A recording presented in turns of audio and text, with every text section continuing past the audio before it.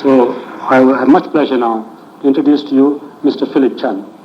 Honorable Chairman, Mr. Kapal Singh, Madam Mangalam, and Vice Chairman Joachim, and ladies and gentlemen, brothers and sisters, I'm very honored today to be able to be given this opportunity to speak to you all on the topic Introduction to Reverend Moon, Reverend Samyang Moon. So, very briefly, I will just run through, because to talk about our founder, Reverend Moon, we can go on for hours. Now we know that our human history has evolved out of darkness into the light of highly scientific and religious principles. And God has inspired particular people in various different periods of time to reveal this truth in order to enlighten man as to his true character and his values. So we know of people like, there's Buddha or Confucius or Muhammad, or Gandhi, or even Jesus Christ himself. So in our time, we have a religious leader from Korea, Reverend Samyang Moon, and many people have regarded him as a prophet with a comprehensive and a great new revelation. A revelation that illuminates on the fundamental relationship between God and man, and also to relate to all aspects of human knowledge. So, who is Reverend Moon? Who is Reverend Moon? So, we shall now take a brief look into the life of Reverend Moon. Now, Reverend Moon was born in Pyongyang-do, North Korea, on January 6, 1920. His family were Christians. And it was said that even as a youth, he was unusually concerned about the sufferings and the injustice in the world. At the age of 16, while praying on the Korean mountainside on Easter morning, Jesus Christ appeared to him and told him that he has to help to fulfill God's providence and to prepare for the second coming. So the years following that were years of intense search to prayers and to study of religious scriptures.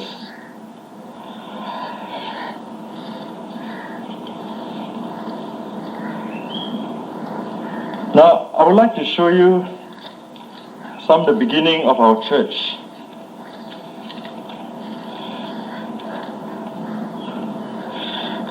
Many of you have a small booklet, this red small booklet.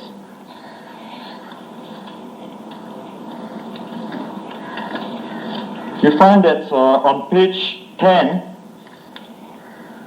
it's like a hut made out of scrap cardboard. Now this is where Reverend Moon began his mission. This is what today known as the Unification Church.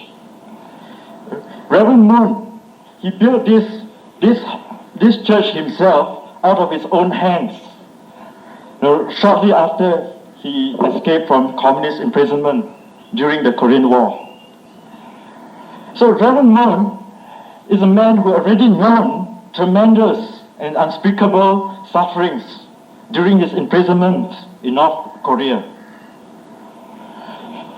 So ultimately his sentence was a sentence to death, but miraculously he survived 3 years. Now, I'd like to speak a bit about the time in the prison in North Korea. And it was said that anybody sent to this prison, Hanwon prison in North Korea, was sent there to die. The prisoners, they were forced to do very hard labor and were given very little to eat. And as a result, the prisoners are usually exhausted, weak. And many times the prisoners would even die during the time that they are having their meals, and they were still having some food in their mouth. And the other prisoners would rush to him and would take out the food from his mouth and eat of the food. So this was the situation of the labor camp in North Korea.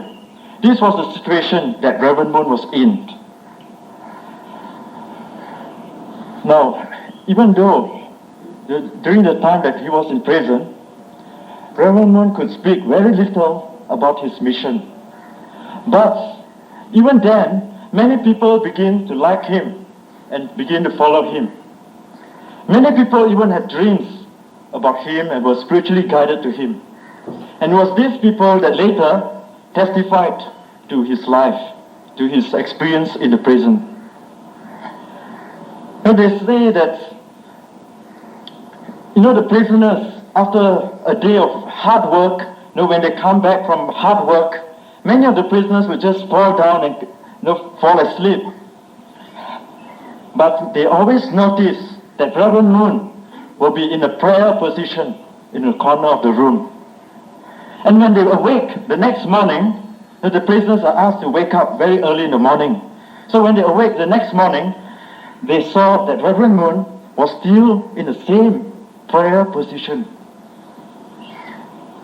So some prisoners even say that they never saw Reverend Moon sleep in the night.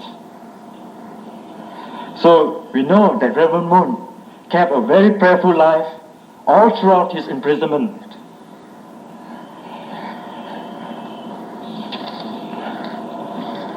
One time he explained about his prayer when he was in prison, and this is what he said.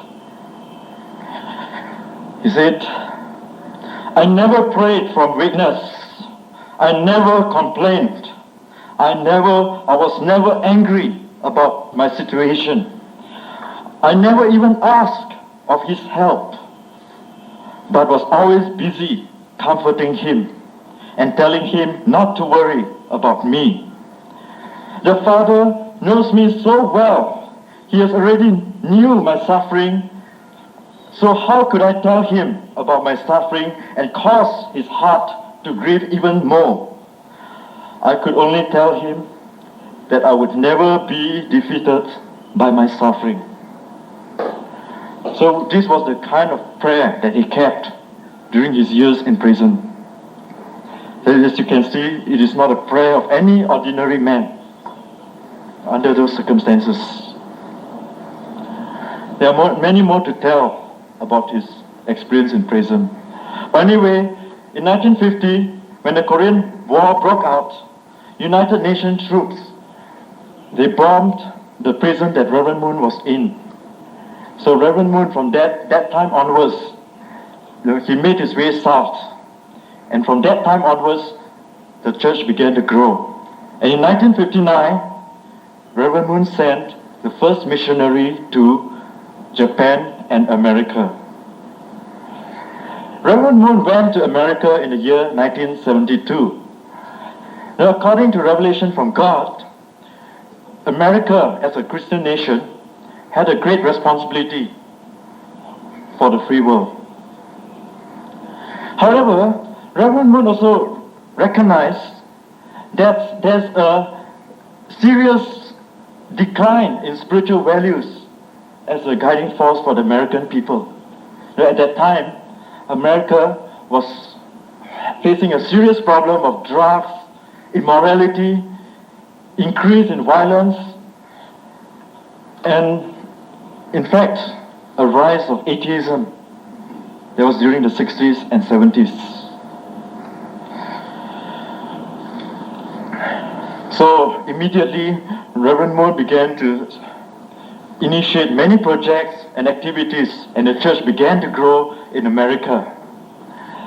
However, the mood in America at that time was leaning towards the left. And you find that even the media were sympathizing the left. and the media in America had much control over the public opinion of the American people. Now, statistics show that 50% of the media officials in America were atheists, and 86% did not attend any religious service. Now, since Reverend Moon is a religious man who believes in God, he strongly opposed the ideology of communism. Therefore, it's not difficult to understand why the media attacked Reverend Moon and caused so much distortion to the truth. So if you want to ask why is Reverend Moon persecuted? The answer is, Reverend Moon is persecuted because of his new interpretation of the Bible and of his strong anti-communist stand. But in spite of those circumstances, the church in America began to grow.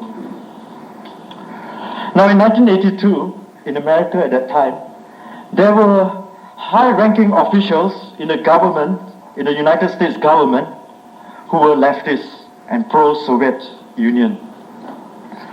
So these people who were in power were the people who called for an investigation into Reverend Moon's financial status. They carried out an investigation for 5 years and they could not find anything. They could not find anything. Finally, they focused on a US $100,000 interest that was in the bank account under Reverend Moon's name in the year 1972, 73, and 74. And they accused Reverend Moon for not paying tax on that interest. Now, even though the funds were kept in the bank under the name of Reverend Moon, it was held in trust of the church. Therefore, it was not taxable. At that time, 72, 73, and 74, our church in America was not firmly established. So the funds were kept under Reverend Moon's name.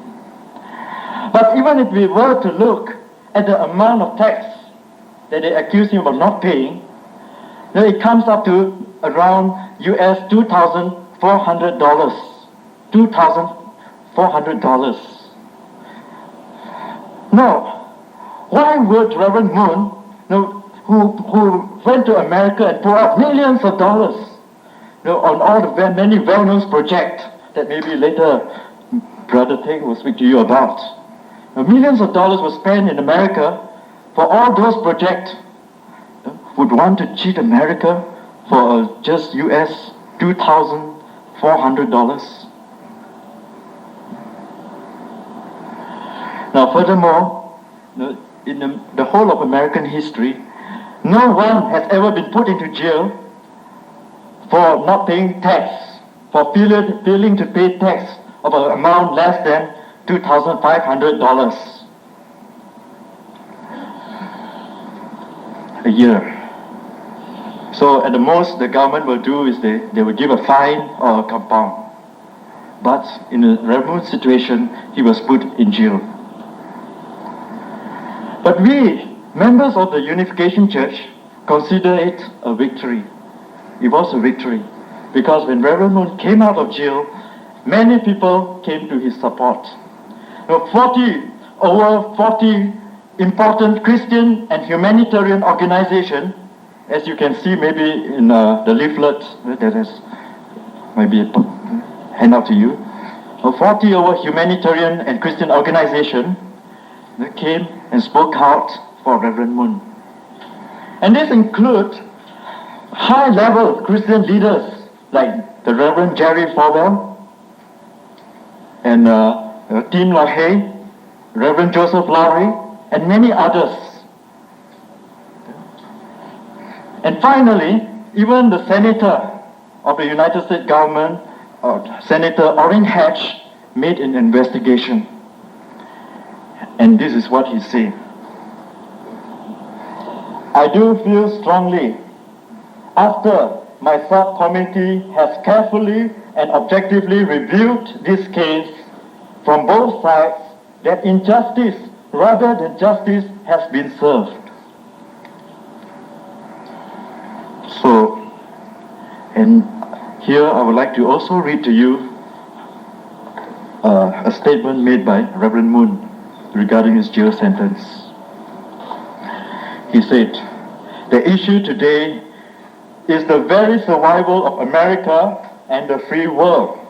To assure this survival, I am willing to suffer any indignity and bear any cross, and I'm even willing to give my life. And if that will ensure that the nation and the world will survive and do God's will." And he has shown and he has proved it through his prison sentence. So actually, unknown to many people, the Reverend Moon, he always asked us to forgive whenever injustice was done to us, and to pray for the souls of those who have persecuted us. He said that if we practice this, it does not matter what people call us, heretic or whatever. We practice the principles of Christianity, the principle that any good religion would teach. Now, who is Reverend Moon? A man who is involved in many areas of life, in science, in education, in economic, in science, in culture, in society. Who is Reverend Moon? Whose movement has prayed to more than 120 nations in spite of all those persecution. So this is what some of his longtime followers describe of him. They say, they express his character, his facial expressions, as one that is always filled with warmth, mellowness, humanity, and strong air of will and strong air of dignity. And he moved with naturalness and grace and freedom. And his power of observation and abundant confidence command, not demand, immediate attention to those near to him. Now, speaking about his style, they say that when he preaches, he easily moves his audience to tears or to cheers. And this I've experienced myself when I was in America. Now, there was also a story at one time when Reverend Moon was giving a public speech that was in Madison Square Garden.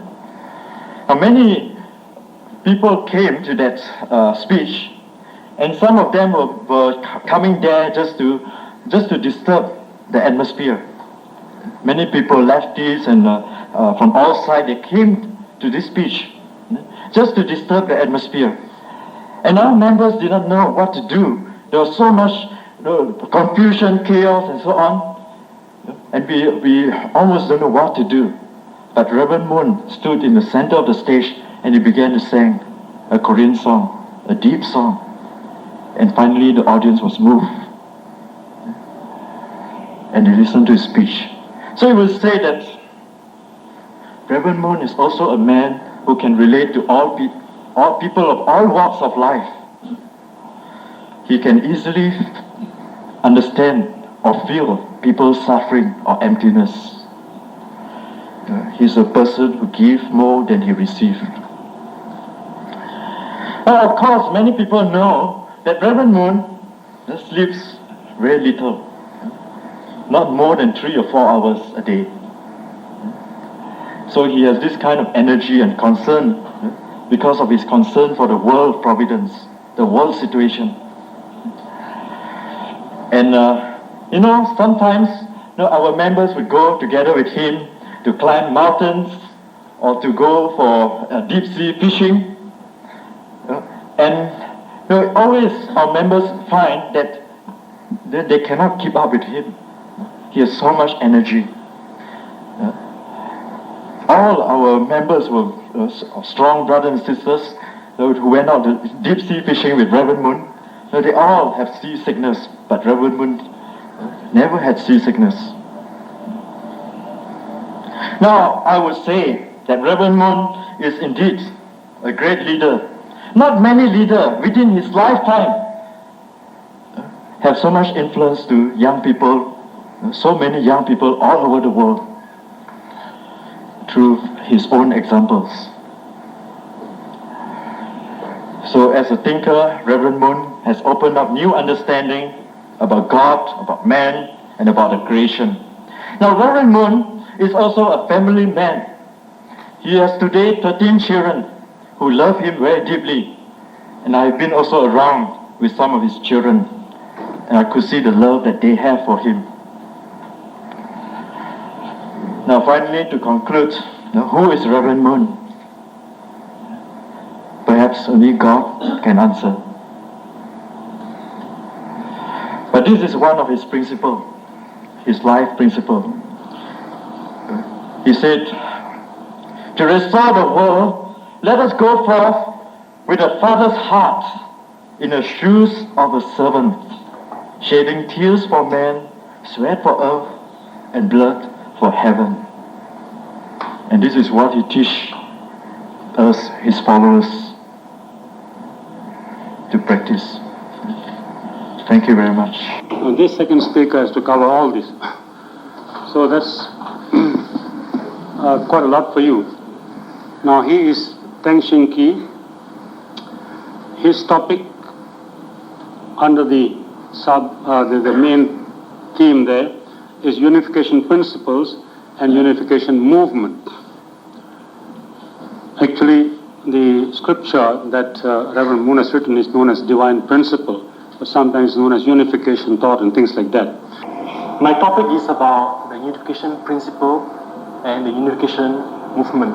It's a very vast topic, Unification principle is so profound that it's impossible for me to present everything in just 30 minutes, 30 minutes. But I can say that the unification principle is based on the Bible with a different interpretation perhaps. So therefore, at points, it doesn't coincide with conventional viewpoint. And also, unification principles embodies many universal values found in other religious scriptures, and therefore it has the power to embrace people of all faith and to inspire all people of all faith and religion and of all races, of all culture to work together to establish an ideal society, an ideal world. So what is the central theme of the unification principle and Reverend Moon's worldview? I think the central theme is the establishment of the kingdom of heaven on earth through human responsibility. So this is in parallel to Jesus' teaching 2,000 years ago. So the central theme of Jesus' teaching 2,000 years ago is this very kingdom of heaven to be established on earth. So Jesus came with a pronouncement saying that the kingdom of heaven is at hand. Kingdom of heaven is at hand. And Reverend Moon is doing the same thing now. He's calling people of all faith, conscientious people, righteous people, to come forward to help him establish the kingdom of heaven on earth. Now, 2,000 years ago, people came to Jesus and asked Jesus, what is the kingdom of heaven on earth? What is the kingdom of heaven? And Jesus said, the kingdom is like a seed. You plant it to the soil and it will grow up into a tree and bear fruit, and bears fruit, and then birds will come and alight on it. And people ask Jesus, where is the kingdom of heaven? And Jesus said, the kingdom of heaven is within you. So I believe many people, religious people, Christians or non-Christians, have vague ideas about kingdom of heaven. Many people believe that the kingdom of heaven is only possible after death. when we depart from this physical realm and enter into the spiritual world, then only the kingdom of heaven is possible. But Reverend Moon says that the kingdom of heaven is possible and is to be established on earth through human responsibility. And this is what Jesus taught. Jesus said, pray to God that thy will be done on earth as well as in heaven. So what is the exact blueprint of the kingdom of heaven on earth? What's the exact blueprint? Some of you may be familiar with the book of Genesis in the Bible. And Reverend Moon reveals to us that the blueprint for the kingdom of heaven on earth is recorded there in the form of the 3 blessings. So you may recall reading God commanding Adam and Eve to be fruitful, to multiply, and to have dominion over all things on earth. So these 3 blessings constitute the blueprint of the kingdom of heaven on earth. So the first blessing, to be fruitful, means to be perfect, as Reverend Moon reveals to us. To be perfect means to have our mind and our body united, centered upon God. So when our mind is one with God, then certainly we feel as God would feel. We think as God would think, and we would act as God would act. We become a temple of God when our mind, being one with God, is united with our body. Then our body becomes the temple of God, in which God's Spirit can dwell. And such a perfect man will be a divine man, manifesting divinity. Yeah, manifesting divinity. Become incarnation of the truth. So Jesus himself proclaimed, he said, you must be perfect as your heavenly Father is perfect. We must become completely one with God in heart and in spirit. And when we become perfect like this, Jesus said, you will be in me and I'll be in you and we'll be in the Father. So this is the first step towards the realization of the kingdom of heaven on earth. That individually, we should take responsibility for our own spiritual development, spiritual growth. Until such time, we can become one with God, artistically, spiritually. An individual person who is perfected like this would be incapable of sinning, no corruption, no sinful nature, no evil nature. This will be the starting point of the kingdom of heaven on earth. It is written in the Bible. Next, the Bible says, upon fulfilling this stage of perfection, Adam and Eve should go on to establishing an ideal family to multiply. So, if the man and the woman, each perfected, becoming one with God, come together, in holy matrimony, they would be able to form an ideal family, giving birth to sinless children of goodness. This will become the basic unit of the kingdom of heaven on earth, the building blocks of the society, nation, and the world. And if such blessing is fulfilled, if such basic family unit is fulfilled, centered upon God's ideal love, then certainly you have the kingdom of heaven on earth. So God started with Adam and Eve, wanted them to reach perfection, and then to multiply that vertical love with God horizontally, sharing with one another, forming ideal family and become the building blocks of society, nation, and world. And it will be a one world family under God. One world family under God. This will be the kingdom of heaven on earth. Very simple, very clear cut. Kingdom of heaven on earth is not something in the mid-air, but to be established on earth through ideal families. And when people experienced such love on earth, and then they die and they transmigrate into the spiritual world, they will establish the kingdom of heaven in the spiritual world. Then the third blessing would be to have proper dominion over the creation. So the third blessing is to establish proper dominion, to have proper stewardship of the world of creation. God created the world, the creation, for man's enjoyment, that man may take delight in the world of creation and at the same time return joy to the Heavenly Father. So upon fulfilling the first blessing and second blessing, man should be able to dominate the world of creation with love centered upon God. And this will be an ideal world. An ideal world. So this is the blueprint of the kingdom of heaven on earth that Reverend Moon reveals very clearly, the central theme of his worldview and his teaching. So, all of us understand that these three blessings given to Adam and Eve were not fulfilled because they betrayed God's plan, they deviated from God's idea, and therefore could not establish ideal families centered upon God. Due to the misuse of love, they fell away from God. Now, but would God leave man to be in his fallen state, under the dominion of Satan, establishing what you can call the kingdom of hell on earth? God, the heavenly parent, would not allow man to remain fallen under the dominion of Satan for eternity. He said that he has purpose and he will bring it to pass. He has spoken and he will do it.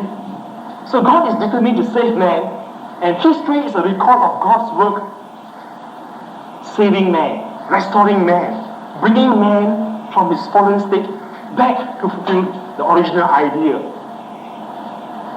So for this purpose, God inspired religions. We of the Unification Church believe that religions are all inspired by God. God directly or indirectly guided the rise of different religions according to the people of that time, to the cultural situation, the geographical position of the people at the time. God inspired different religions to flourish. So God worked through religion to elevate man's spirituality and intellect until he can come to fulfill God's ideal.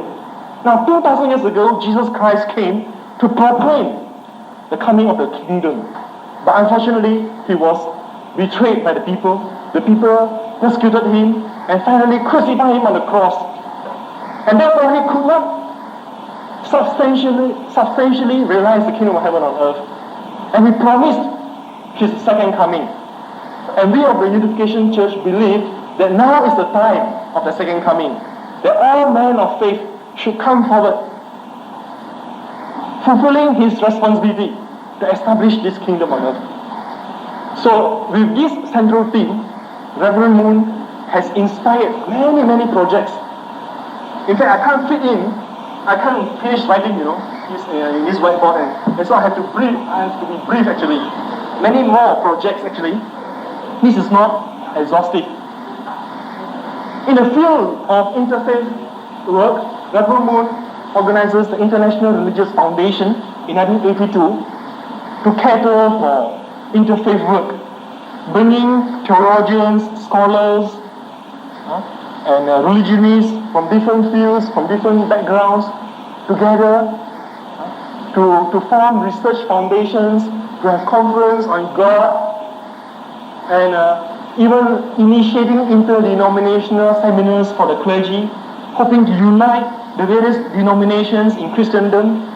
And also, Reverend Moon organized youth seminar on world religions, whereby young people from different backgrounds would be gathered together and sent on a spiritual pilgrimage around the world, visiting the birthplace of all the various religious traditions of the world.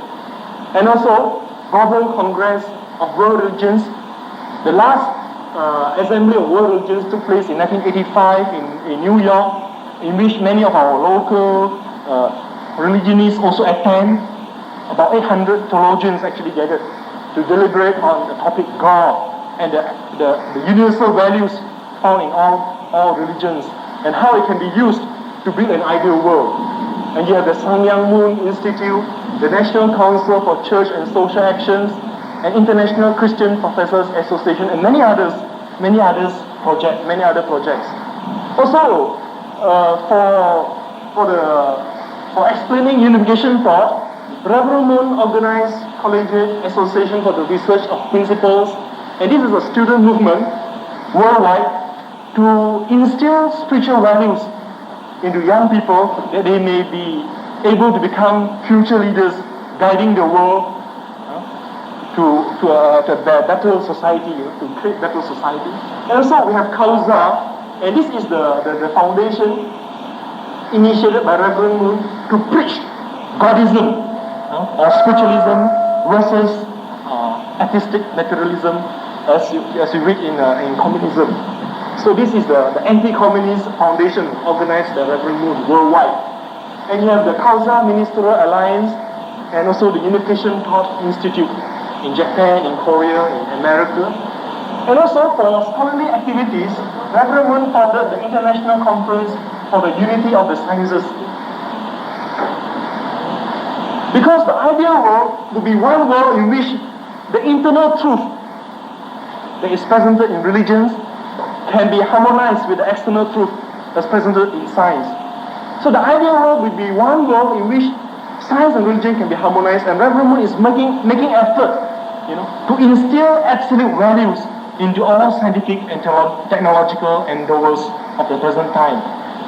So the International Conference for the Unity of Sciences bring together scholars and Nobel laureates from all nations to discuss about multidisciplinary attack on global problems. And also you have the International Conference on World Peace, and you have the Professor World Peace Academy with chapters all over the world, association of professors trying to bring together their expertise to solve world's problems centered upon absolute values. You have the Washington Institute for Values in Public Policy, and also we have the Paragon House publisher printing out all the proceedings of the conferences and many books of high standing. You can find some of the books in the MU library actually. And also you have the International Conference on Law and the Summit Club consisting of former statesmen, like former prime minister or ministers, whereby they can be non-partisan in their approach to solving world's problems. And you have seminars for research into making a global highway. Reverend Moon at the present moment is initiating the building of international highway. The first stage is to link Japan and Korea, a highway under the seabed, and this involves a lot of money, and it is in the process of building now, in order to bridge these two countries together. And later on, this highway will be built to extend to North Korea and to China, right down to China, and then to the east unto Europe, unto England. So this is already being studied carefully, and the government of China has agreed to Reverend Moon building this international highway where you can travel without visa and passports. This is a very futuristic view, but nevertheless, it will usher us into a one world family under God. And for that, we need trillions of dollars. And for the integrity of the mass media, Reverend Moon founded the News Communication Incorporation, and you have under this incorporation the New York Tribune, a daily newspaper in New York, Sekai Nepal, daily newspaper in Japan, and the Washington Times, the very popular newspaper that you may sometimes read being quoted in your paper, And then you have the Noticia del Mundo, the Spanish-speaking newspaper. And then in South America, we have another paper here, Ultimas Noticia, if I'm right in my pronunciation. And then you have the Middle East Times, the World Media Association, and the World Media Conference, and also the Free Press International and the Global Magazine. And Reverend Moon also established many educational institutions. He established kindergartens and high school in Korea and Japan and America. And you have the Little Angel School for the performing arts in Korea, in Seoul. And you have the Unification theological seminaries in America, Japan, and Korea. And also Reverend Moon gave scholarship to the people of the third world country, that they may have opportunity to study in the developed nations. And also the Unification movement initiate many communities, social projects, and relief work. One of them is the International Relief Freedom Foundation, providing relief, medical relief, and food for the refugees, in Africa or South America, and even in Thailand, we have a team of doctors permanently stationed there to cater for the Vietnamese refugees. And you have project volunteers and agricultural training program for mostly the black people in Africa. And in Japan, we have the Ishin Hospital specializing in curing cancer. Then you have the rural medical teams working all over the world, and also development projects like machinery work and so on, high technology work and so on. And also for the cultural aspect, Reverend Moon initiated the New York Symphony and the New Hope Singer International. You have the Gower Brass Band, and also Reverend Moon initiate the making of films, TV and Incheon, film production, to raise up the moral standard of the people. And also Reverend Moon is very much into education and sport. He sponsors people, especially the black people in America who are underprivileged, sponsor them for education in schools and universities. And many of these people receiving sponsorship from Reverend Moon actually make it to the Olympics and won gold medals. Now, I call upon Fu Yong Kun to address you. So I'm very happy that I can be here today to talk about lifestyle of our unification movement.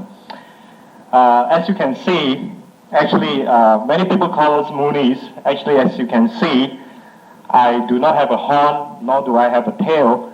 And I'm sure you'll find the same thing with all our members sitting around here. They're all very young.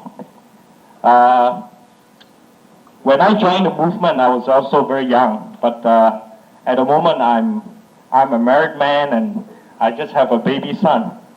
So I'm a very happy father. So I don't think I'm so young anymore. So anyway, I'm sure you're very curious about what is the lifestyle of the unification members. What do we do in such a big house? What kind of things do we do in here? Do we have a special machine where we brainwash people? I don't think we have patented the machine, because otherwise I think a lot of organizations will be very interested in this brainwashing machine. And I think Reverend Moon will have a wonderful time getting money to build more brainwashing machine. So we have been the target of a lot of negative reports. I think recently when you read the Stretch Time, you'll find that one of the big quote there is that we have strange sexual relationship, in our center. And actually, it is very far from the truth, because first of all, from the divine principle, we know that the fall of man, how man became separated from God, was through an illicit sexual relationship between the archangel and the woman Eve. So in the Bible, it indicates that Eve ate an apple or some kind of a fruit. Many people believe that it's an apple, but we believe that eating of the fruit indicates a sexual relationship, an illicit sexual relationship. So actually, we are very clear about our relationship with each other, and especially in this center, brothers and sisters are very clear. We call each other brothers and sisters, and our relationship are very, very clear, because even when we sit, we don't sit together. We have very clear brothers on the right and sisters on the left. Very clear. So I think if you don't believe, you're always welcome to come to some of our meetings here, and you can see. I think also you can, I think our members have a very high morality standard, and I'm very happy that I can be working with them. Actually, as I look around us in our society today, I realize that actually there are so much decay in the standard in our society. And actually, in our center, I'm very happy to say that we have really very good members, very good young people, people who are genuinely interested to develop their character, who are interested to do something for this world, for this society, and to bring betterment to the community around them.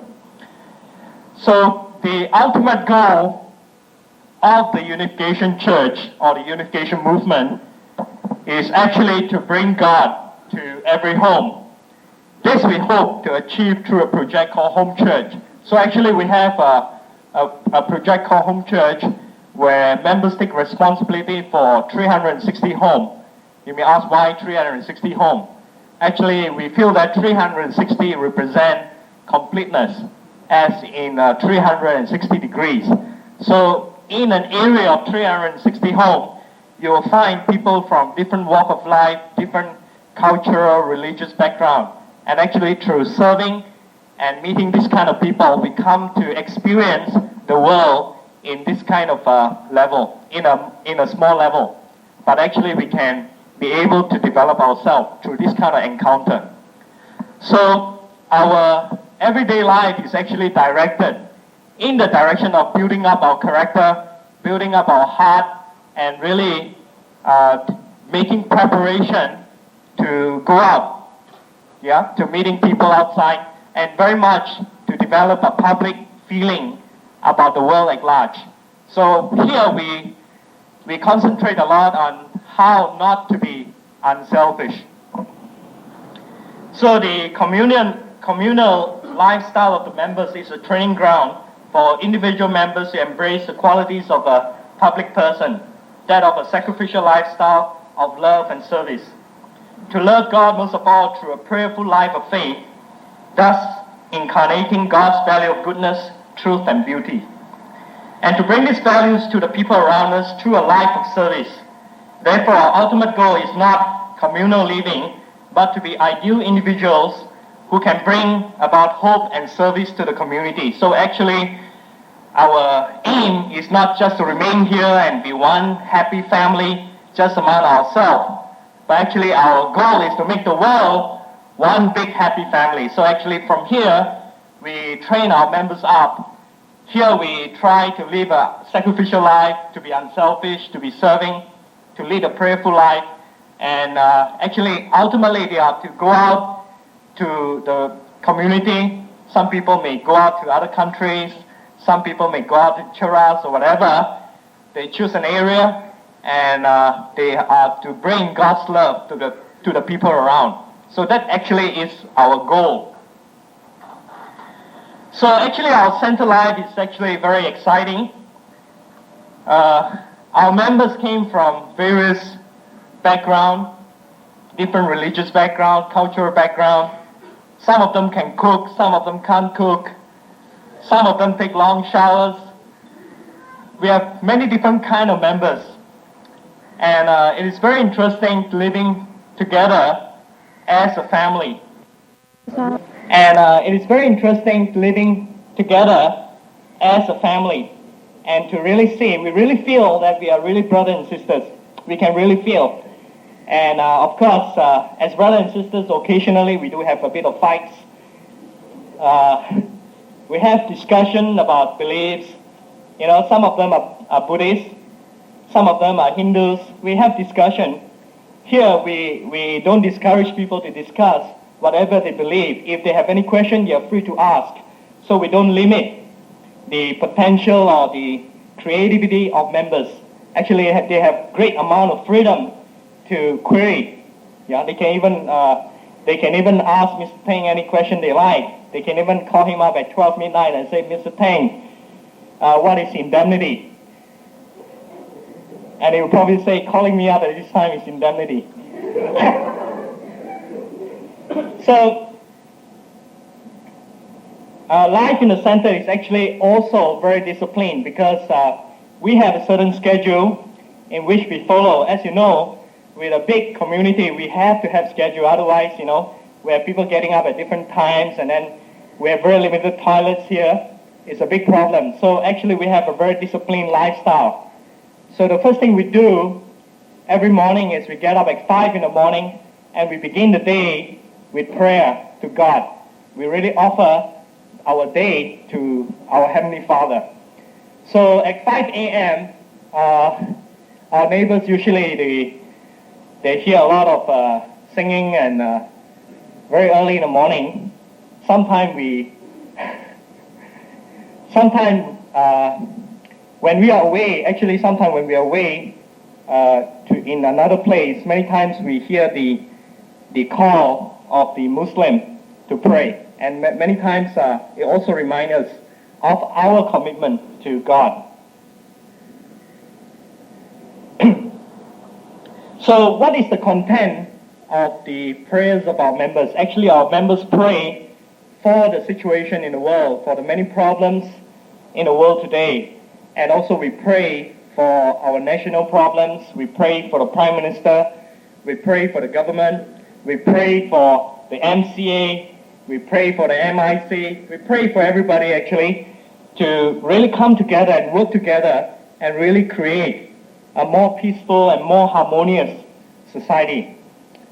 I don't know how many of you here are married and how many of you here have children, but actually, personally, I find it very disturbing that if we are going to bring children to this world, what kind of world do we have to live for them eventually? And it is of my concern that at least if I can't so much change this world completely, at least I have participated in making this world a better world, at least for my future descendants. I don't know whether you have thought about what you can pass on to your children, but actually I'm very much thinking in that direction, even though my son is only about 2 weeks old.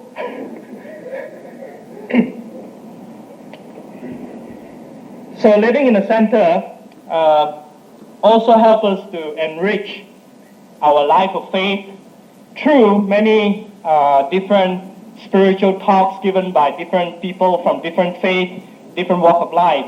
We have the chance, especially through the interfaith movement, we're able to understand more deeply Buddhism, Hinduism, and so on, even though the teaching and the understanding that we have tells us that we have to respect the teaching of other people, the beliefs of other people. But many times we find that we have very limited knowledge of what they really believe. So actually the talks given by from the interfaith movement has really enriched our members very much. And also the opportunity of meeting so many people here from many different denominations. So also our center life is very much centered on the development of heart, of service. So very often we talk about heart. If you meet Unification members, you will find that they always seem to be talking about heart and talking about motivation and talking about true love, because these are the qualities we really want to bring about in our society. When we do something, we say we have to do it with lots of heart. When we make a chart, we say we have to do it with all our heart. So we really want to develop our heart. The other aspect of heart is how to learn to accept another person. And actually our center is really a wonderful place for such because of the different people living together. So many times we have, of course, we have difference of opinions and differences in character. And very many times we feel that our center is like a little world by itself with many different opinions and different culture and different religion. But we learn to develop our heart. We learn to be tolerant. We learn to accept the weakness of each other. And we try to learn how to become a better person. So this is one of the things we learn in our center life. Also, members are also encouraged to participate in cultural activities, in singing, in learning traditional dancing, and I don't know, sometimes they go out for games and they go out for show. Many times we watch a lot of Walt Disney, not because we are all young children, but because many times Walt Disney movies are really pure. They're really pure movies and they really teach us so many things. I don't know, there are a lot of movies nowadays that are not so high standard. Center Life is also, for the unification needs, a chance to fulfill God's first blessing. Yeah, it's a chance for us to develop our character and to develop a God-centered way of life. Yeah, we really have to incarnate this kind of lifestyle to become really sacrificial, to become really public-minded people. Yeah, the public should always come first. Everybody else should come first, and we should come last. So that is the kind of lifestyle we try to follow. And actually, also the kind of center living is also a training for us in preparation for married life. So for us, married life is also very important. I'm sure many of you know that in our Unification Church, we have mass wedding. I was married in one of these mass weddings. My wife was chosen for me by Reverend Moon. She's a Singaporean, and actually I'm very happy that I have such a wonderful woman as my wife. I really appreciate her very much, even though in the beginning we didn't really know each other so much. But it was kind of difficult because we didn't know each other so much. So when we do write to each other, we don't really know what to say. So even if we want to be very romantic, it's a little bit difficult. So our lifestyle here also prepares us for married life, because we really believe that family life should be a dwelling place of God. God should be the center of family life. If we have God in the midst of a family, then the family can truly be harmonious. There can really be peace within the family. And when we have ideal family, then this world can truly be an ideal world. And each one of us try to make our family ideal. We try so hard. So individually, we try to incarnate the first blessing of God-centered character, of righteousness, of goodness, of beauty, of truth within us. And when we come together as a family, we try to create a God-centered family. We offer our children to God. We offer our children to God. So why do we allow Reverend Moon to choose our partner for us? Why? Would you trust your parents to choose your spouse for you?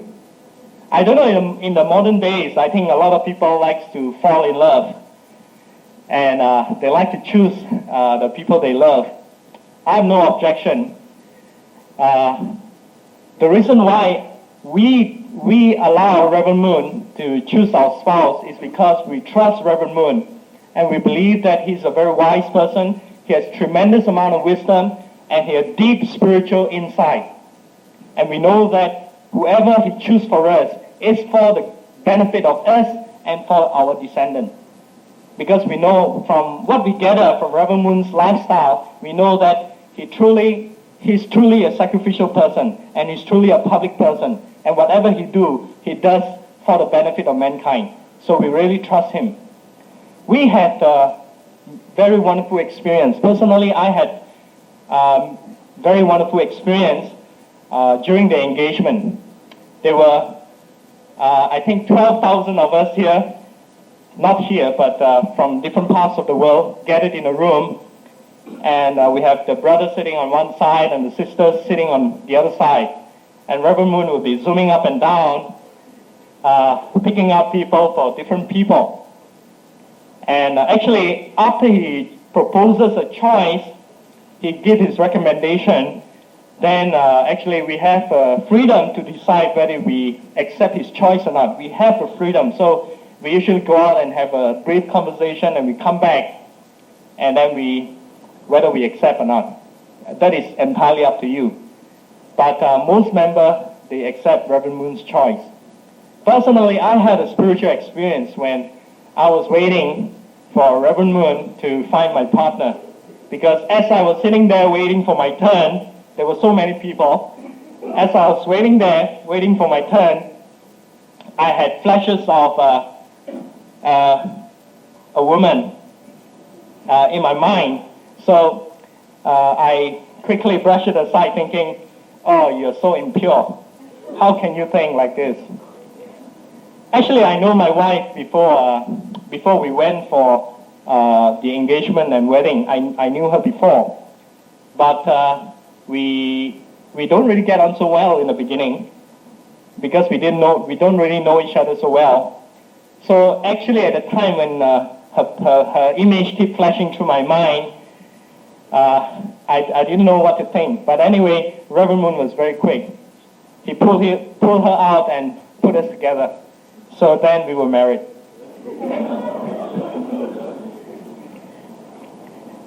It's not a very romantic story. Probably Mr. Teng will be much more romantic.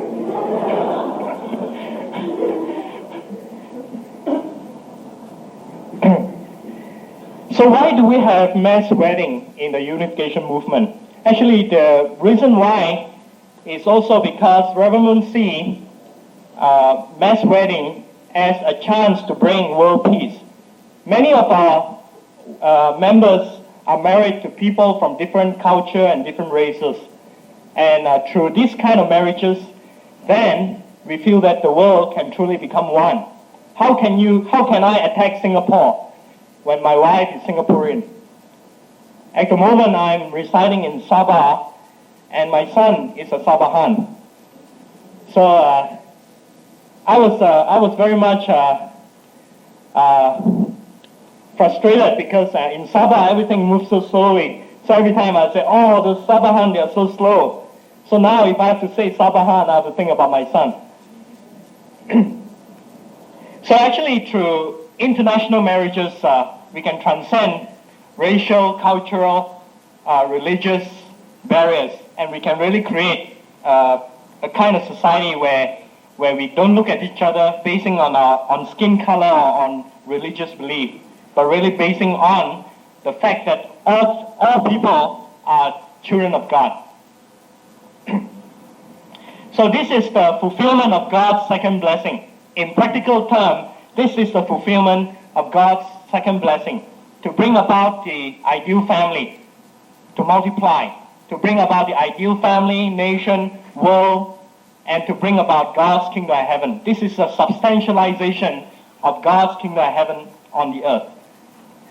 So after the formation of the family, after our members worked very hard for a few years and they received a partner from Reverend Moon, then they set up their family, and actually they have a mission, and their mission is to live in a community by themselves and then to serving the community and trying to bring God's love to the community. So this couple are supposed to help the area by organizing different kind of activities, by organizing different projects and different programs, and then basically to raise up the standard. In Malaysia we call it gotong royong. So it's some kind of that kind of spirit, the spirit of cooperation, the spirit of true neighborhood. In the Bible it says that we have to love our neighbors, but many times we don't, because we don't really know who is staying next door to us. We don't really take the trouble to visit and to find out what kind of help the person needs. So our married members, they are supposed to visit the homes, and they are supposed to develop deep relationship with the people, and they are supposed to help in many different ways. They're supposed to create a small ideal community. And when many of these small ideal community comes together, we have ideal society. So that is our hope. And that is why we are working so closely with many different people from different religions. We are more concerned how to create that kind of a better society for the future generation. So this is the vision of Reverend Moon, a world of love and a world of peace. And actually this is the Unificationist lifestyle. This is our lifestyle, to try and bring that about. And I think all of you want to have such kind of world. So I would like to thank you very much for attending this meeting. I'm sorry, I wish I could impart much more deeply our Unification Church lifestyle. If you do have any question, I hope you can ask. Please be very free about it. We'll try our best to answer whatever question. Thank you very much. I think that question, the very first question, was a very important question. I think it was a very wise question. Impressed with Koreans. In the past month, I've been meeting a lot of Koreans, and they're very highly technical people, and their technology is very, very high, and they've got the integrity of also with it, and so I think it's the culture of the people. My question is also on accounts. So far, I'd like to state that firstly, it seems to be an issue, isn't it? Reverend Moon now is in the United States, and he's behind bars because of question of taxes. I would say that as far as the United States is concerned, I believe that, as far as laws are concerned, nobody likes laws that go against you. I think Reverend Moon isn't the only person who is put behind bars or persecuted by the law because of taxes. I saw a recent documentary on TV on a boxer. I don't know what's his name, if you've seen it.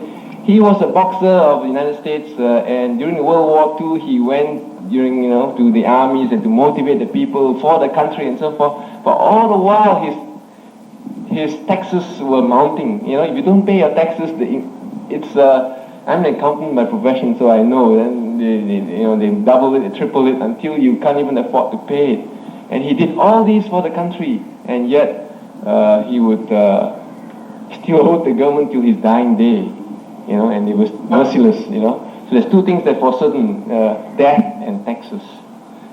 So that question of accounts, I think, is a very important issue, because today I came here in the interest of learning the doctrine more than what you were doing. I felt that the three gentlemen who spoke very well, you were, I think, more or less justifying yourself, telling yourself or the congregation, the people there, what you're doing, what the church does, and so forth. I think what you're doing here is excellent. In fact, you may perhaps be duplicating what the United Nations is trying to do, or world peace, and what individual free enterprise companies seeking for technology, and you're putting all this into it. But you must remember, you are a religion. And for religion, therefore, what is your doctrine? What do you preach? What is Reverend Moon's question? And I haven't come across two members of your association. If they are here, could you please stand, who came to my office just last week. So you see, I run a business, and these two young persons came to my office and were asking for funds. And so I think I treated them rather harshly at first, because at first they caught me in the middle of a meeting, and I said, can you interrupt me later? Or, well, don't disturb me. And after my meeting, I happened to own 4 lots, or occupy 4 lots in my building. And I found them again in another office of my staff and talking to my staff. And so I asked the question, are you authorized to be here? Have you got a permit from the government? Because not only churches come to us, the blind come to us, the lame come to us, the Buddhist temple comes to us, the Hindu temple comes to us, and so forth. And I felt that, well, there's no end to this. And therefore I asked if he had a permit. So my question is that is that your source of funds? Maybe question number 1. Secondly, I asked a question to Philip Chen here. How much do you get paid? He says it's personal. Well, I just wanted to know, I guess second question is, are your accounts audited? You declare it publicly. What sort of businesses you're in? Because the reason why I ask this is because you're a religion, and religions should not combine into businesses. That's at least my principle. I run my own business. I'm also a very active member of a church, but I don't mix the church and religion together. Neither do I mix family with business, or certain principles and precepts must be separate. So this is the question. And I noticed that our church has been quoted here in your literature, the Church of Jesus Christ of Latter-day Saints, otherwise known as the Mormons. I think the reason why it was quoted here was the reason is that you were trying to see the support of other churches towards what was happening. But I think our church was merely concerned that the United States government getting involved or coming up with laws that may persecute religions. And in our church, our income is tax-free. And so that means that the funding of our church does not come from businesses. It comes from, that's why I asked two members the question, why don't you work? Like me, I go to my office at 7:30 in the morning, I go home at 7 o'clock at night, I work very hard, and I pay what they call in the Bible tithes or offerings and so forth. And isn't that fund sufficient? Why don't you convert the great millionaire or someone who, like a great businessman and who's making lots of money, and I'm sure he would be willing to contribute a lot of money. Why bother the public for funds? Is that the right way you're going about it?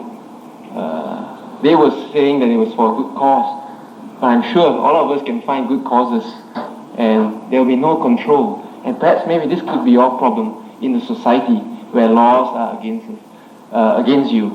And laws are always, I feel that we believe that laws are to govern people. Laws are good. Without laws, there will be chaos. But there must be a balance. There must be opposition in all things. So there's the opposition party like Lim Kit Siang, and then there's the AMNO and MCA and all these people, so that things are brought out in question. So actually again, in this country, our funds are generated through this contribution from our members. We have members who are working. We have also members who are full-time. And these are the members that our dear brother there have met. And actually these members, basically they go around and they sell some products, and the money, the proceeds, go towards supporting the movement. This is made known anyway to the Registrar of Society. This is not the only way in which we supplement our income, but it does help out. Of course, we call this fundraising or business, or whatever you call it. We consider this a spiritual training for our members. When we go out, we meet all kinds of people. We are not so much concerned about how much money is generated, but we are much more concerned about how we can actually go out and really overcome our limitation of fear, of meeting people, of loving people. Selling peanuts is easy, Selling peanuts is easy. But selling a $3 bag of peanut is much more difficult. Why do we want to make it so difficult? It is a spiritual training for our members. And basically, as they go out, because of a lot of negative press, many of our members receive a lot of persecution. Many times, our members go out for a whole day and they come back with nothing. They just receive a whole bunch of persecution. And actually, internally, we feel that we have to overcome. We have to go beyond such kind of feeling. Persecution actually makes us strong. In a way, we have a kind of a love-hate relationship with the press, because on one hand, they give us such negative articles, and we receive a lot of repercussion because of the articles. We receive a lot of persecution. But on the other hand, through this persecution, we have become very strong. We have come to the point where we are not afraid to meet people. We can overcome so many limitations. And our members are trained to love even the people who persecute them. Personally, I have even been beaten up by Christians. simply because they didn't like me.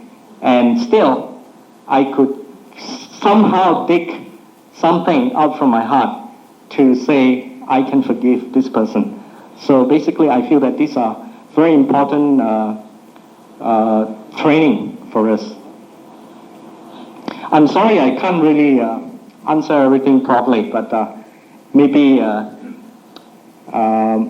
we can. I think we can have some discussion or something if you still, wants to query into it. What is the source of income? How do you finance your projects? I think that was the first question. You say businesses. So I guess I take it as the answer then, that you run businesses and raise money in the name of the religion, or are they? No, it's not in the name of religion. I see, but the two persons who came to me were showing a letter from the Holy Spirit Association selling peanuts.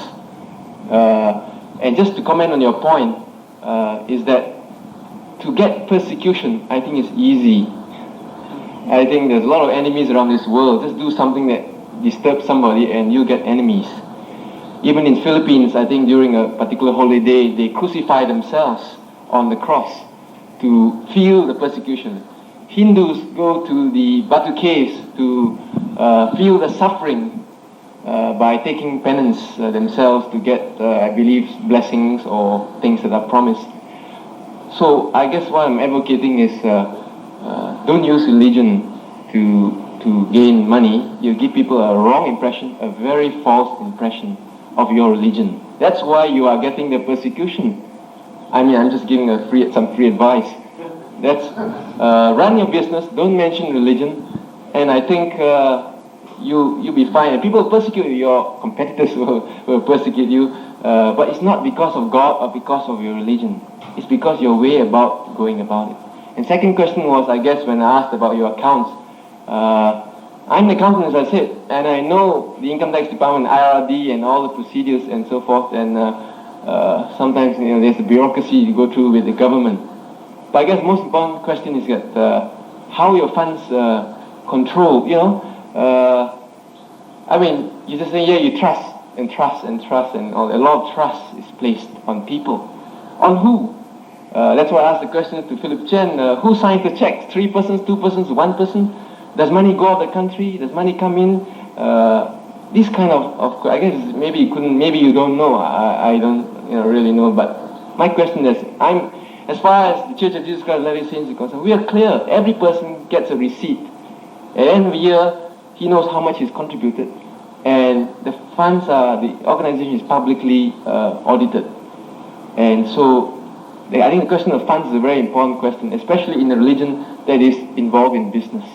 I think you need to adequately answer it, and rather than justify all the things you're doing, I think you ought to start companies instead of a religious organization. I think as Christ said, render to God what is God, and render to Caesar what is Caesar, meaning that we pay our income taxes and let the government handle the government's problems. That's why as a religion we should not take over what the government is trying to do, but to help the spiritual and temporal needs of your members. And are those two working? Are you working? Or you are full-time with the church? Full-time. So again, there you are. I could employ you as a programmer, train you to be a programmer, or something in my company. And you can get the same experience in a private enterprise organization about challenges in marketing. I think you're building up good marketers. I'd like to employ your members as my marketing people. I think they have lots of good experience, but you can get the same experience in a marketing answer your question organization. Yeah. Thank you. So I think this brother has assumed many things. He assumed that our businesses is just being run in a haphazard way, in a very chin-chai manner, no proper accounting. And just imagine, how can we run our business like this? Fundings for so many activities, millions and trillions of dollars, and not having proper accounting system. So this is a wrong assumption. Our business is business, run by members, public companies, shares, and so on. And we cannot escape the bars, if we don't have proper accounting system. How can we build aircrafts, ships, and many other things. In our accounting system is just bookkeeping style and chin-chai style. So it is not true that our business is completely linked with the church and so on. Business is business. You can buy shares in our ginseng company if you want, And our ginseng is 80% of the Korean exports. The government in Korea is very, very clear about export and import and all other laws. In every country, our business are run according to the law of the country. No messy things about it, no messy things about it.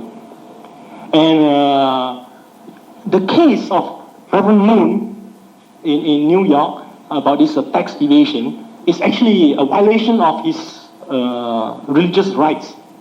As Brother Philip has said, the tax amount only about 7,000 for the whole 3-year period, And they view it as a case of a businessman. They view Reverend Moon as a businessman, not a religious man. And therefore that money is for his own use, and he didn't declare that money, So these sort of things mess up the thing, and you may have the impression that our business is just chin-chai being simply run and so on. It is not true. We have proper accounting system, check through, and we have to abide with the law. Otherwise, how can the unification movement reach this level now? We suffered so much persecution from communists, from Christians, from many other people who fail to appreciate or tolerate our viewpoint. How can we prosper until this level? How can we withstand all this persecution if we run things simply, Then again, the assumption is that our full-time members are going around only fundraising like this. It is not true. Our full-time members are involved in community service work, discussing with people and serving the community, cleaning up places and so on. They do a lot of things. And only occasionally, in their own enthusiasm, they go around selling peanuts. And when they sell peanuts, they don't ask you or force you to give your money. Sir, we are selling this to help lots of things in the community service work and so on. We like to contribute something by buying this. It's totally up to you if you want to buy or you don't. So through this, the experience, the constancy in their spirit, in their attitude, literally they meet hundreds of encounters a day. Some can be very uplifting, some can be equally depressing. And still, they have to persevere. It's a matter of training, actually, that we send them out doing this thing. Do you think selling this peanut for $3 can raise enough fund to raise this, to do this type of thing? No, it is merely a training program for them, And they have to meet persecution and so on, and they come back, and this enriched their life. And if you study the religious tradition of the holy men and women in history, you see that this type of values, is very important. St. Francis, for example, make it that part of their monkhood activities, part of their first activities is to go around asking for alms, for donations of food. The Buddhist priests do that. The Hindu sadhus, they ask for food, they fast for alms. Of course, people can give, they can get food out of the proper temple organization. The organization simply provide food for the monk, but still take off their shoe, have their thing, the bowl, and they go around getting this type of training. And this type of training will enrich their life in God, and they have to forgive people and to learn. It's purely a training process. Thank you. Well, I think we may have enough of these financial problems. If I may suggest that one of the things we do in Insaf is that when there is a very lively session on a particular Sunday as today, we have what we call practical sessions, follow-up sessions. So we can have a similar session next week where you will not pay the $1, you'll come free, and we can put you to the boxing ring then. You can do what you like and talk in detail. So I think we don't go into further details about finance. You've heard enough about it. Both parties are right. They have got their own point of view, but we must find a compromise. This can be found, because you're right that religiously you shouldn't go around asking, but they've got some point also. I think it's a matter of detail. So if nobody has got any question on finance, can I ask that you change the topic to something else? Or you got something else on finance? Anybody else want to talk about money? Yes? Finance. Still on a financial side, could I know whether members of this Unification movement pay a part of salary to the movement and how much? We have different categories of members actually. Those people who are young and energetic, like some of the people here, they contribute completely their time and their effort, and of course they have their allowance. They can have everything they want. But we don't dwell in materialism. They are trained actually, to just have their basic needs and so on. Any problem, medical bills or food or clothing is all they can have from the organization. Now, those people who are staying in the homes, they contribute tithes, like what our brother says, exactly like a Christian church. They can have 10% tithes, or if more generous, they can give more. Up to them. Even if they want to give 5%, it is their relationship with God. We cannot say, you earn $1,000, you must definitely give me 100. It's up to them. Even if you want to donate 50 cents or $1, it's up to you. Your relationship with God, nobody can force anything on you. So in other words, the salary that they receive is only subsistence allowance, all what they need. They don't go hungry, but they're not given a salary as far as I know. Any other question, please? But the question is about lifestyle. Okay, as I said earlier, I was much interested in your doctrine more than what you're doing, because I'm sure every religion does good things. But I was interested in your doctrine. So you've mentioned some doctrine in your lifestyle that you have quoted, and I encourage you to write down questions in future, because sometimes in talking you lost the question and you can't answer the question. So the question is, you did mention that you have Muslim, Christian members and Buddhist members, something like that in your Unification church. You call them Muslim and Buddhist, that means, are they like a Baha'is? I feel that your church is somehow like a Baha'is, where you unify many different religions together. So my question is, so you're trying to unite, so that's why you get your name Unification Church, I presume. Now, and you said that all prophets come from God. Okay, you made that statement. I've specifically written down things that you have said. So the question now is therefore, and you also said that all prophets come from God and all religions are inspired by God. If I would name you Jim Jones' Guyana case, where a prophet was raised, and they thought he was a prophet, and they brought him to South America. I think some of you must have read that in Times magazine. They were forced to take poison because they believed the second coming was very close. Is that inspired by God? 2, Jim Baker today Praise the Lord program in the United States is under query now, because he found he's got many houses or Rolls Royce or whatever the case is, and he's under investigation. For many years, people listen to him. In America, you can have Christian television. That's the freedom of the United States. Any religion, even Satan's religion, you can start in America. They allow you that, but of course the laws do protect the people. So that's my question. How do you justify all these religions? And second question is, I guess very quickly, you mentioned that your marriage is very interesting. I found that you put people together and they get married. So in your religion, you see Reverend Moon as a prophet. What if he dies? How can he handle so many marriages in the world? I think you have 3 million members. Does he go all over the world and put people together? He must be a very busy man.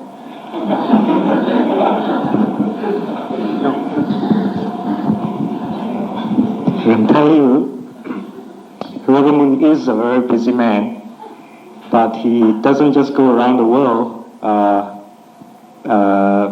introducing couples together. Actually, the purpose of mass marriages is very convenient. Everybody coming together, so Reverend Moon doesn't have to travel from country to country and perform his matchmaking.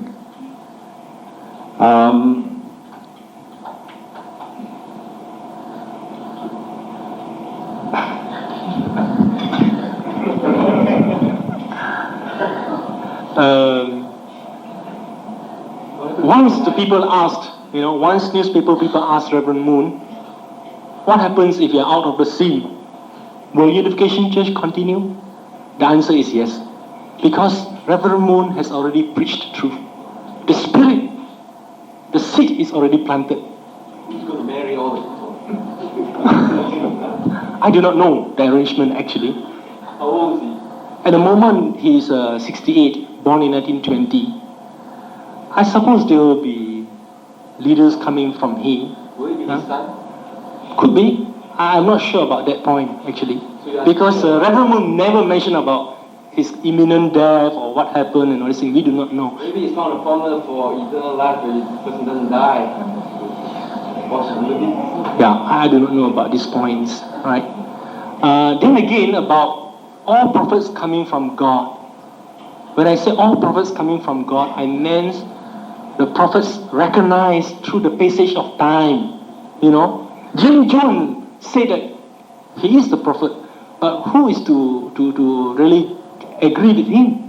Well, about a few hundred who went there. So, when I talk about prophets coming from God, I meant about those time-tested prophets, those people who are really prophets after you have viewed his mission over a passage of time throughout history, you know.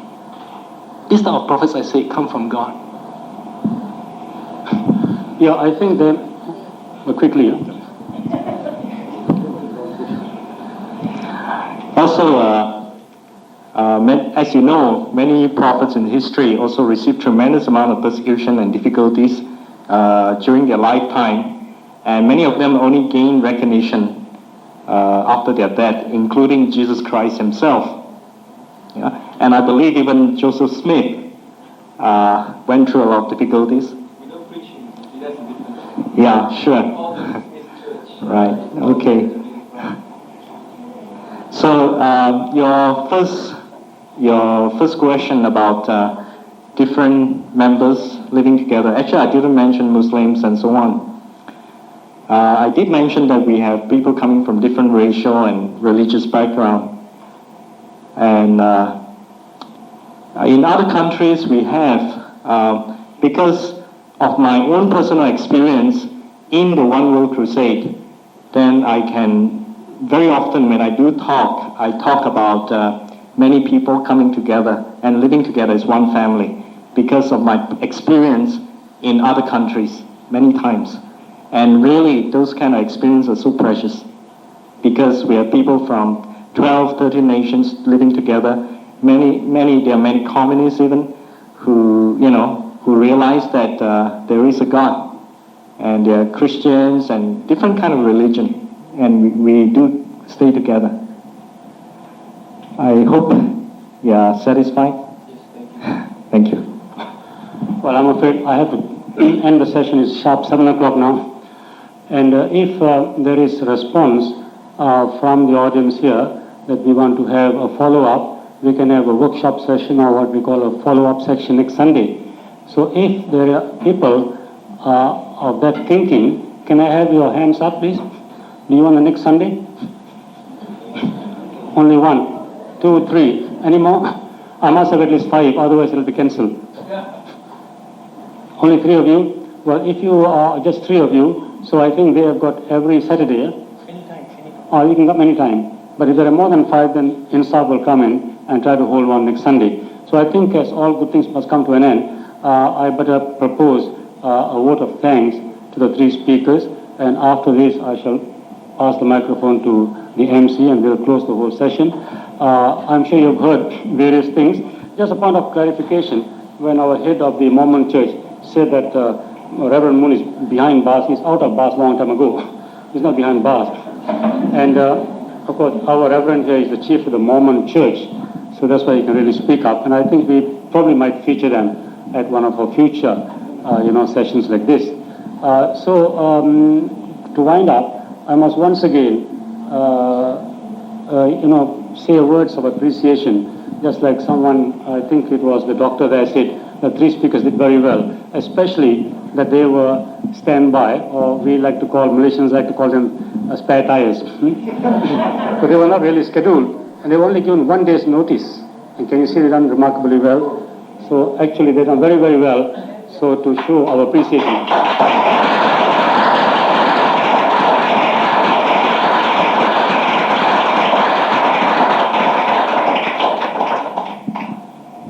So now the MC will take over.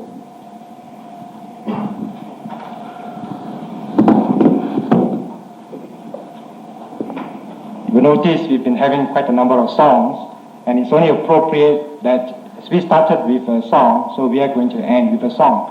But before we do that, just the two things very shortly.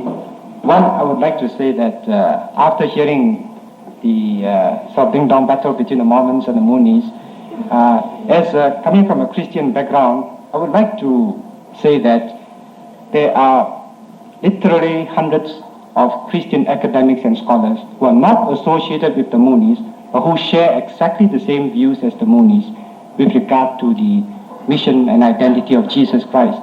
That they do not feel that Jesus is the only Son, so to speak.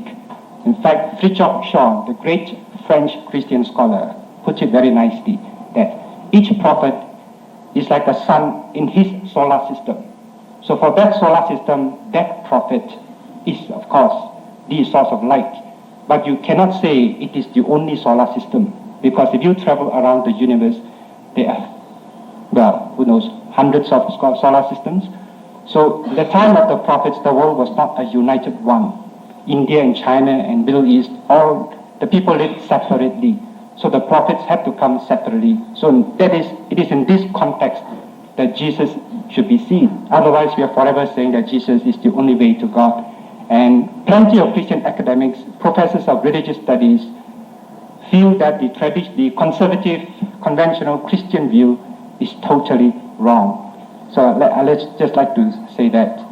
The second thing is the chairman has done very well because he himself has studied the teachings of the Unification Church. In fact, he met Reverend Moon 21 years ago in Korea. So I think he's the only Insaf member to have met Reverend Moon. So, and he can testify also to the broad principles of the Unification Church. So on this score, I would like all of you to also thank the chairman for having done a marvelous job in conducting.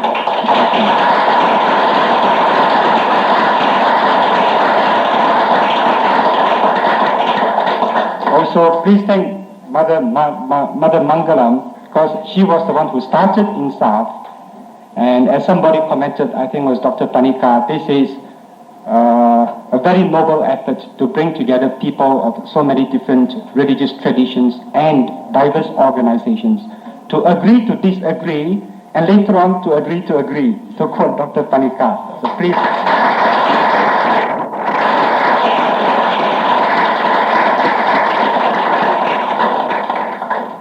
Can I now call upon the Unification Choir for the song